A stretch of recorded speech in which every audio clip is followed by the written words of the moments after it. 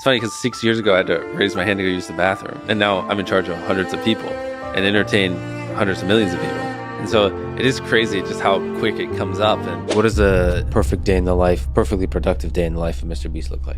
Oh boy. I mean, the perfectly productive day is we film a main channel video because those get 100 million a pop. It doesn't really get any better than that. What about like the average day when you're not on the set? Because you're running a lot of things, right? Yeah. So right now we have our snack brand, Feastables. We have a restaurant chain, Beast Burger. And then we haven't even really launched it, but we have the data company that I was showing you where we're going to roll out some tools for creators. And then we have the React channel, the gaming channel, the main channel, and then we have my charity, which also has a channel. And so kind of how I've structured my life right now is whenever I have free time, we just kind of go, hey guys, Jimmy's got an hour from 2 p.m. to 3 p.m. And it's just, everyone's just like, I need this. And this channel's like, I need this thing filmed. Or, you know, whatever, the guy who runs my TikTok's like, I need this TikTok filmed. Or, you know, Beast Burger's like, I need this menu item approved. Or we need to talk about this marketing thing. And then we kind of just look at what everyone needs and we're like, that one looks like the most important. We'll do that. It's just kind of like, you know, if I just did that for every company in a day, then that's optimal. If I just kind of, like an optimal day for me would be going down the 8 companies and just whatever their like 2 to 3 biggest pain points or things they need from me,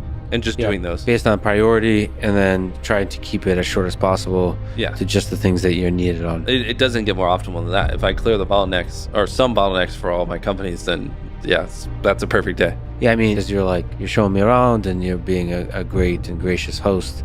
But on top of that, you were just doing all these meetings. You basically... I felt bad at some points. I was like, oh, I just tricked him into going to meetings with me.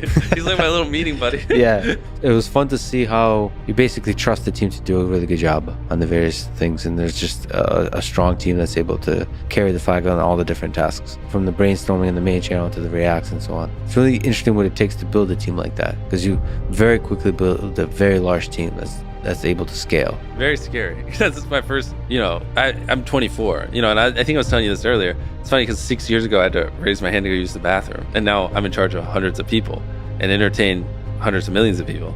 And so it is crazy just how quick it comes up. And I wish I was a little bit older so I could have ran a couple companies and failed a few companies in the past and like learn from those and apply those here. Because I know for a fact when I'm 34, I'm 24 now, when I'm 34, I'll know so much more about running a business and scaling and hiring and how to lead people and better effectively communicate and all these different skill sets that will make me a better leader. And that's the only thing that sucks is I just don't have those because I just haven't been through the lessons, and I just have such a lucrative thing on my plate right now, and it just sucks that I have to learn the lessons with the lucrative thing, you know what I mean? Yeah, because you already have so much influence, so much impact, but you have effectively scaled. What lessons do you draw from that, how to effectively scale as a 24-year-old? That's something I feel like I actually could give a lot of value to young people who are doing it. Like, you gotta just experiment, to be honest, and but for us, like, it's just a new space. No one had really ever scaled up a 100-person team to make content on YouTube. So there wasn't I spent all this time, like, I hired one person from Disney at one point to come in and help, and obviously that was a dumb idea looking back on it, but you know, I thought, oh, they make great stuff people want to watch, and they come over here and help me build a team, you know, and they build it more the traditional way and not like how it should be online. And so then it's like, okay, I tried basically building this company with like 4 or 5 different people who worked in different veins of media. And, you know, every single time they just don't get it. And they don't understand my world. And the eventual solution was just like to roll up my sleeves and do it myself. No one's ever done this. And like, no one's going to just give us a golden carrot and tell us how to build this company. We got to figure it the fuck out ourselves. And you have to kind of build up people from scratch then. Yeah, exactly. All the stuff I was talking about earlier and all the lessons I learned along the way. And so for me, that was a big part of like, stop trying to have someone build this company for me and just do it myself, because it's scary. Like, I spent my whole life studying YouTube videos of virality, not business building. I was like, I guess we just got to do it ourselves. And that's where things really started to click, and we got the exponential growth. We started getting the right people and training them the right way, and, you know, just throwing conventional stuff out the door and focusing on what's actually practical for YouTube, which is completely different than traditional media. So you train people, and then those people train people, and so on. Yeah, I mean, it's just even like, sometimes I have to have 30 cameras running. Why? Because it's not scripted. I don't know what Chris is going to do when we start filming. He might run over there, but guess what? We got to have it planned because there's only one shot. Yeah, and then the editing as well, and not having guardrails. At the end of the day, it's whatever I want. Their job is to make a video that they think I'll like because it's my channel, but, you know, you can achieve that kind of however. And so it's just, everything's just different. You know, it's much more, I guess, like a startup as opposed to Are you often surprised with the result? Like, are you sometimes surprised by like a decision an editor makes? It's like, okay, it's not the way I would have done it, but it's actually, this is a cool idea. Yeah, of course. Yeah. My biggest fear is I don't ever want to get trapped in like a bubble of, because we are getting 100 million views a video on the main channel.